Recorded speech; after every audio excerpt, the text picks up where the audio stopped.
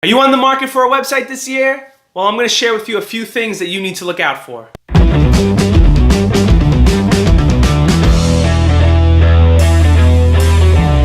Hey everybody, I'm Jonathan Perez from Surefire Web Services, and I want to share with you a few things that I believe that you need to be aware of before making a big purchase on a website.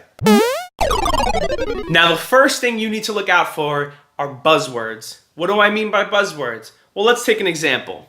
A long time ago, I was working with somebody who had a proposal written up. She shared with me that proposal and I was looking over it. I just wanted to see what was in it. You know, what was my competition saying that I wasn't? Now, I am not a big fan of fluff, and what I found in this proposal, in most proposals that I've seen, is fluff. Let me explain. Now, there's a huge list of things that were included in this proposal. SEO, responsive design, dedicated landing page, yada, yada, yada, yada, and the list goes on and on and on. Now, my client shared with me that she didn't understand anything that was in this proposal. That's because the developer was using a lot of buzzwords. This is the web industry. This is the stuff that we know. I can say SEO all day, but if you don't really understand what it is or how it's implemented, it really means nothing to you. Now, I get it. It's a proposal. If it had 3 bullets listed on it, it probably wouldn't be that impressive. But instead, I just wanted to ask my client what was important to her. What actually mattered? Aside from this proposal, let's get away from all of that. There are things that are going to matter to you that you need, and that needs to be explained. Now, what I would have also done in the future, if I was that other developer, is explain what each thing is and why it's important. What is SEO? What is this dedicated landing page that I'm paying for? What is this responsive design that I need? If you're not sure what something means, ask the developer, ask the freelancer, ask the agency. They need to explain what it is and why they're putting it in a proposal to begin with. You could be paying for something that you don't even need. Here are a few things that you need to note, especially when looking over these long documents that are sent your way. First, SEO is not an add-on. There are companies that dedicate full staffs to search engine optimization. SEO can cost thousands of dollars a month. It's not a quick, here we're just going to add SEO to your website and you pay 30, 40, 50 bucks, whatever the case is. Most sites are already responsive. If you have a site that's built in WordPress, 9 out of 10 themes already come that way. So the only extra work that comes with responsive design is just tweaking font sizes and just making sure everything lines up. But it's not an extra service that, if you don't get the responsive design, is not included with the website. Having your website submitted to Google is not a thing. Google will find your website. If you're linking to it on Facebook, if you're linking to it anywhere on the web, Google will find it. You don't actually submit your website to Google. And here's a given. Most proposals are actually just copy and paste jobs. I don't even do proposals anymore unless the job is extremely complicated and needs to be broken down into milestones. If you're just looking for a basic 5-page website, usually a 10-page proposal is a little overkill. Get to know the person you're working with. Talk to them on the phone. Ask them how they're going to help you. Have a conversation. This type of synergy between yourself and the web designer really needs to formulate into a relationship, because ultimately they're building an extension of your business. This is important, guys. The second thing to look out for, and I see this so much, it just breaks my heart, is how your website is being built. Now, there are a lot of websites out there that provide themes and pre-made templates that a lot of web developers and designers use. Now, there's nothing wrong with that if you're going to use it how it's supposed to be used. What do I mean by that? Okay, picture this. Now, you walk into an art gallery, and there's all these different pictures that you can choose from that you want to purchase, but you don't know which one because there's just too many. So you hire someone to help you out. This person goes in, takes a look at them, sees what's best, picks one out and says, hey, this one's for you. I think this will be perfect. And you look at it, you're a little hesitant. You go, well, you know, I like it, but ...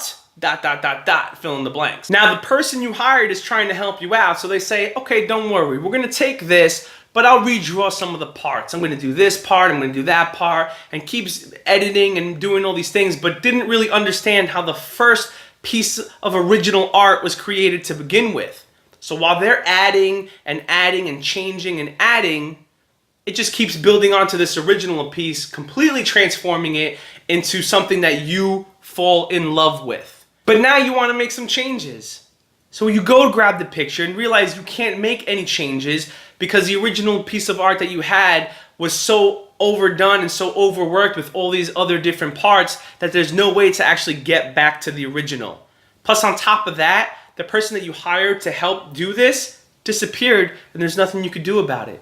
So now you're stuck. Compare that art to a theme that's being used, where someone comes in and they take it apart and they keep adding and changing all sorts of things until this theme eventually becomes unusable. Now when you go to try to find another developer, it's going to end up costing you a lot more money to fix mistakes as opposed to having the original piece of art that you could have worked from.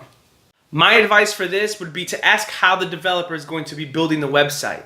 Now I would always suggest a framework. If they say we're going to be using a framework and then we're going to be customizing X on top of it, then you're good to go. There are frameworks like GeneratePress, Genesis, and a couple more out there. The one that we love to use is GeneratePress, so I would highly recommend that. And keep this buzzword in mind. It's called a child theme. And when you're asking them, make sure you say, by the way, if you're using X theme or X framework, will you be using a child theme? Now all that is an addition to this theme that doesn't mess up the original artwork. You know what I mean? It's not going to mess it up. It's going to build something on top of it where if something needs to get edited, you still have the original there. So child theme is going to be the buzzword of the day. Make sure you remember that. And always ask the person who's going to be working on their website how they're going to be building your website. And the last bit that I'm going to share with you is experience. Just plain old experience. How long have they been doing it? What experience do they have in the industry? And how will they be able to help you move forward with your business? Now, this day and age kind of scares me a little bit because we're in the world of page builders. So there are so many people who just come out with no previous history, no background in anything, and they put the page builder up and that's it, and there's your website. And the reason that scares me is because once something goes wrong with that specific page builder, they have no idea how to fix it or the steps to take in order to figure out these problems. And that's where you end up getting stuck again, spending more money to try to fix someone else's mistake.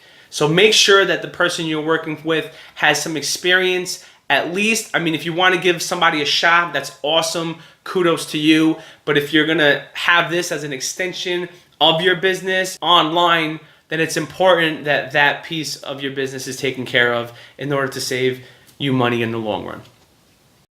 Once again, I am Jonathan Perez with Surefire Web Services. Now, if you or someone you know has ever experienced any of this, or if you just have something to add, I would love to hear it in the comments. So make sure you add a comment below and let me know what your experience is, all right? God bless, you have a wonderful day, and this is Small Business Tips from Surefire Web Services.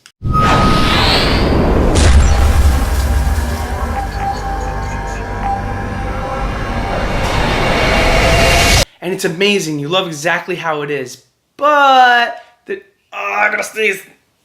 Got too many videos.